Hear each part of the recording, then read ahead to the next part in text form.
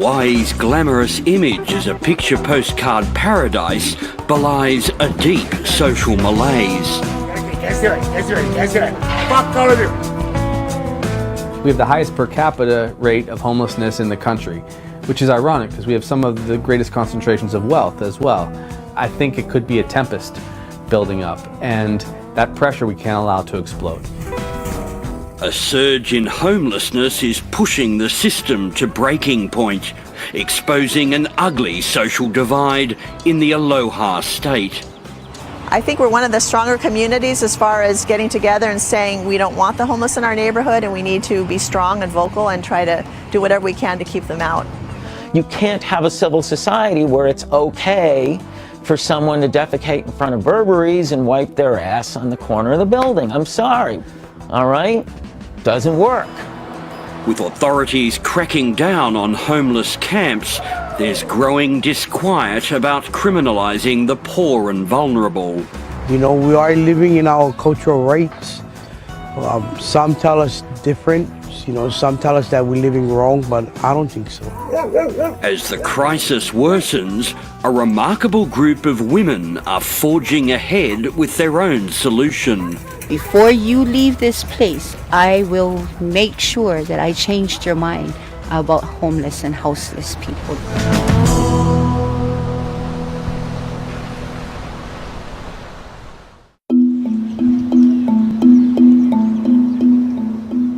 In just a few years, Hawaii has been caught up in a crisis of homelessness.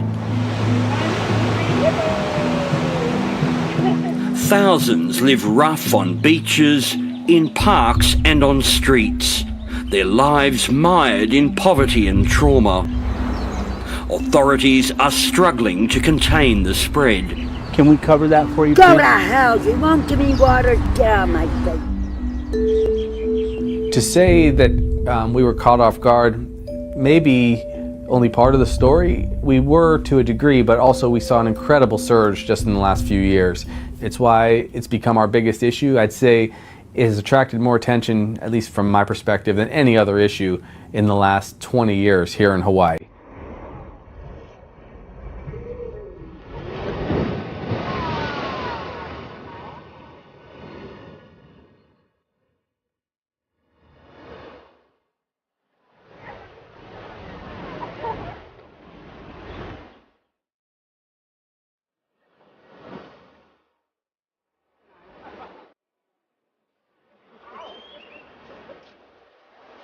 It's very expensive to live in Hawaii.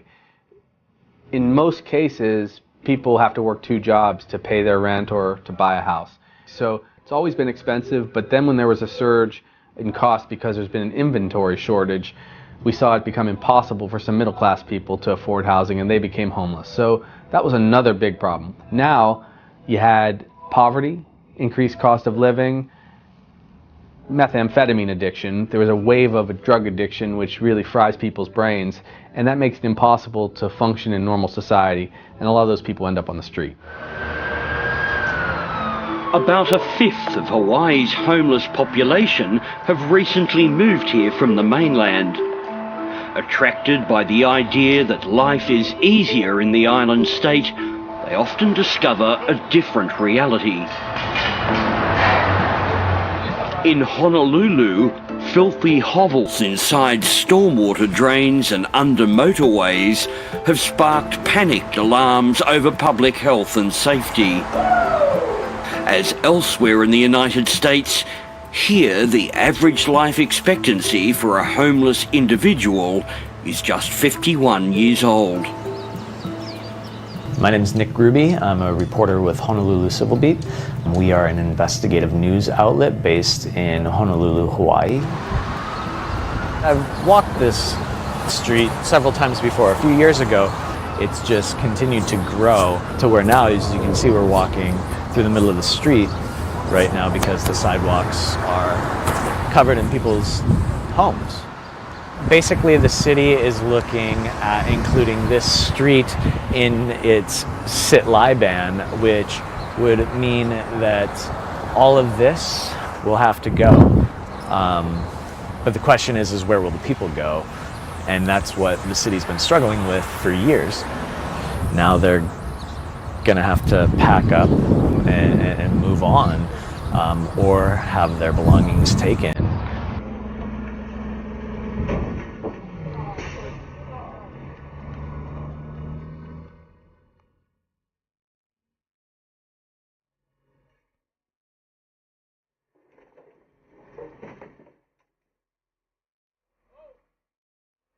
The idea is that if you've been disrupted, it will make you uncomfortable enough to maybe perhaps make better decisions about your life and accept the help that's being offered, because there is a great deal of help being offered. The sit and lie laws are controversial, with critics claiming that they criminalise the homeless. It was along Waikiki Beach the city first introduced its sit and lie crackdown, after hotels and other businesses loudly complained that the homeless camps were spooking tourists. A lot of people have ideological and emotional blinders on that really distorts their common sense. And if you piss on the tourist industry, there's a huge economic cost that will create more poverty and will reduce the tax base, which, by the way, homeless services are dependent upon.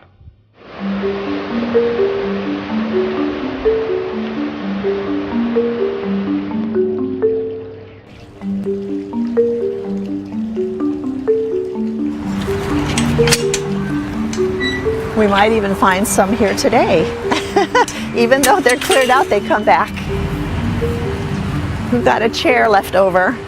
Lane Goodall says she's on a mission to keep her community clean and safe. We have laws that in Hawaii that state it's illegal to live on the streets. And we have this state of lawlessness right now. Let's see, we have some graffiti here now. With the help of other local residents, she patrols the streets of Hawaii Kai looking for any signs of the homeless. So again, you see the posted sign there now for private property. As soon as you see one tent go up, the community needs to call the police, call the city, call the state, and get them taken away. Once you have one tent, then two tents, then you're outnumbered. When homeless camps began springing up in local parks and bushland, residents began worrying about property values and the risk of brush fires engulfing their million-dollar homes. With a knife, and he lunges after this man. Like many locals in Hawaii Kai, Lane views the island's homelessness as a lifestyle choice. A lot of the people here are one-way ticket from the mainland. Word of mouth is kind of spreading, and people on cell phone and social media now, a lot of the homeless people have Facebook pages. And so you've got this underground movement of the homeless and the squatters and the freeloaders, but everybody needs to contribute. You can't have a society where you just have one factor that just takes and takes and takes. Hawaii's homeless explosion isn't confined to its urban centre. One of the biggest reasons we did this today was because this bridge is actually a flood zone and it rains a lot in Hawaii, so when, you know, the water comes down, we don't want people to get hurt. There was a house here, called a dwelling. Yeah. There was a dwelling and you can see that. Most of the people here have already left, and the rest scramble to gather their belongings and leave to avoid trouble with the police. So you'll see it going all the way out to the water, and then see the trails here as well. Yeah. You'll see maybe about 5 or 6 camps. Spreading out into the nearby mangroves, this camp was extensive, and several young families were living here. Where I'm from, it was very For young homeless outreach workers like Casey, who try to get families shelter, it's a difficult challenge. It's really hard, especially because, you know, these kids go to school and their classmates know that they're, you know, going home to no homes. None of those caught up in today's sweep seem interested in outside help. Do you want to stay with these friendly folks? No, I'm fine. Okay, we'll see you later then. Thank you. Minus the bike. That's not yours. Minus the bike. Yeah. Homeless is not illegal. It's not against the law to be homeless. Yeah. So we can't arrest people for no apparent reason. Yeah. Hi, I'm Heather. What is your name? Bobby. Bobby? Nice to meet you. Yeah? I got infected and I went to the doctor and the doctor put me in the hospital for 1 week. Oh my. That's how My name's Heather Wahab. I'm the Community Outreach RN at IHS. Okay, thank you. Okay, you're welcome.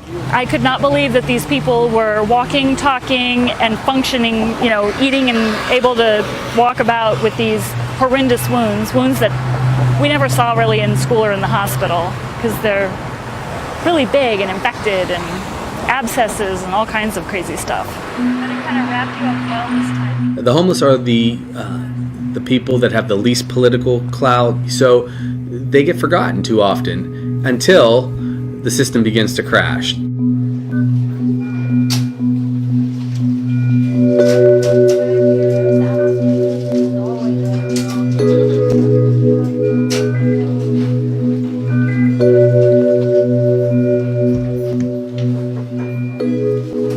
you having any pain right now? Just a headache. Okay. Well, we're going to get you in a room shortly. We're going to do a physical exam, okay? Thanks, Eric. I think the biggest frustration as a ER physician who really wants to see their patients get better is to see that revolving door. Okay, very good. It's like this horrific Groundhog's Day of sorts that occurs every 2 weeks with these individuals because they just aren't able to access or have those determinants of health of their social care to be squared away once they leave our four walls, and they suffer and they fail and they come back us battered, beaked, and broken and at death's door, and we start all over again. Queen's Medical Centre is on the front line of Hawaii's explosion in homelessness, seeing hundreds of patients every week, some of them costing more than $1 million a year each in medical care. What do you do when you've got some individuals who are struggling greatly, who need our compassionate support, but who also are threatening the entire health economy of our state? In order to get the head of an explosive problem, you have to have a new model of solution. My model is a new model. As a practicing emergency room doctor, Senator Josh Green understands the grave health risks of homelessness, and he's proposing a radical solution. Yeah, I think this is going to be the first time that we're going to have a hybrid program that's both seamless and completely integrated. Treat homelessness as a medical condition and allow doctors to prescribe housing for the homeless paid for by federal medical funds. The idea is simple: get people into homes and save billions of dollars. It's resources that are already in the budget, in the Medicaid budget, but it totally flips how we use them so that we can actually avail ourselves of a lot of housing quickly. If we don't, we'll see the problem grow. It could get much worse if we don't have a game changer. While prescribing housing could be a game changer, the average price of a home in Hawaii is around $700,000 US, making affordability a major hurdle. Amidst Hawaii's housing crunch, there's a growing push to recognise alternative communities.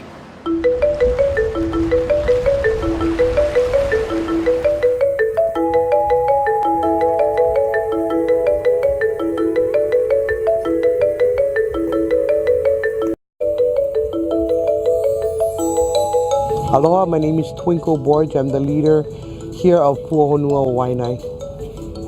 Puahonua Waianae means refugee people of the land, who's the caretakers. How you live is who you are. That's how I feel.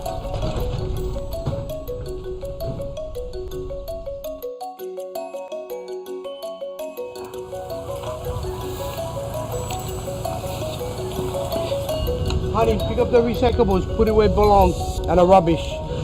Feed the cat. Go. Alright, come and get these rubbishes. This is no ordinary homeless encampment. Anyone who comes to live here must sign a contract agreeing to the rules. Amongst them, every resident must contribute 8 hours a week to community service. This is our community service, so each section will have their areas for concentrate on to rebuild, fix up. So like decide if this fence is down, we'll come in as a community, go and help strengthen your walls and whatnot. If rubbish needs to be put out, then you'll see our vehicles come in and start taking out the rubbish. The encampment is built from tarpaulins, tent poles and recycled goods, but there's little protection from the elements. So we usually use these pallets for rebuilding your flooring, taking your tent off the ground. So when it rains or anything, you're not in the water. You know, when it do get high tide here, as you notice the ocean, this water can come as far as the tree. So these pallets play a big role here. What is that? Baby chicken. Aww. This cohesive community is remarkably organised, divided into different sections, each led by a captain. Most of them are women. Everybody calls me Auntie Loki, but my real name is Rose Chumlona. And I'm one of the leaders out here. We use maternal instincts out here. All the women out here have that, yeah? And when it comes to the little ones, it's automatic now. They're automatically going to protect the little ones. Our children, our safety, our rules, everything is based upon the safety of our children. Check it out on here. With the safety of the children paramount, there are stringent rules and a 3 strikes you're out system. This is our donation tent. We have a donation coordinator, his name is Duke.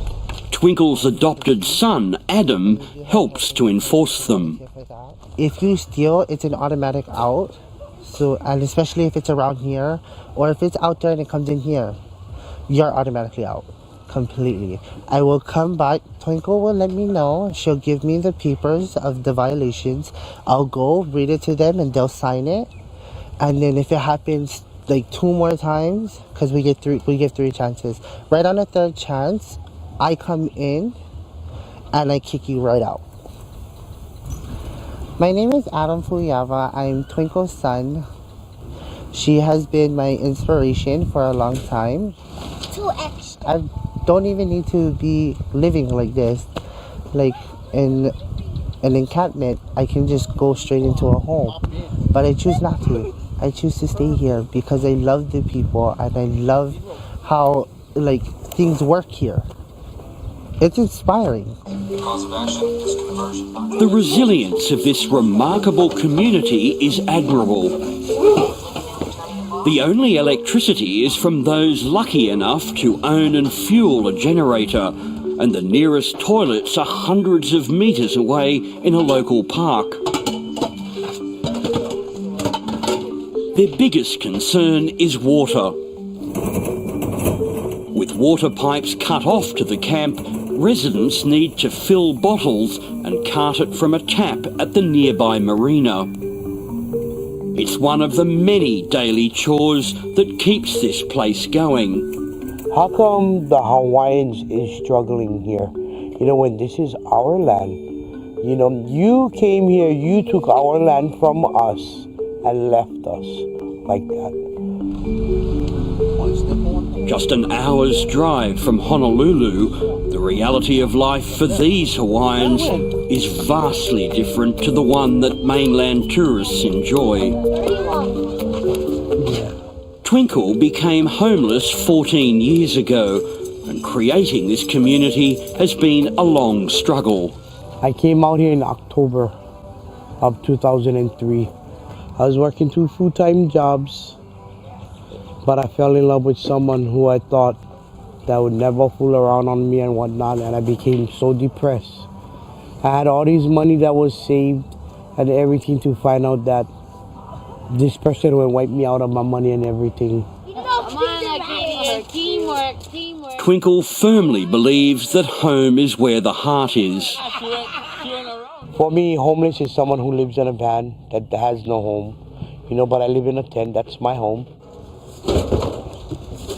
I have had tour groups that come in, and many a times I straight out tell them, before you leave this place, I will make sure that I changed your mind about homeless and houseless people that live out in the elements as we do. And many times I have.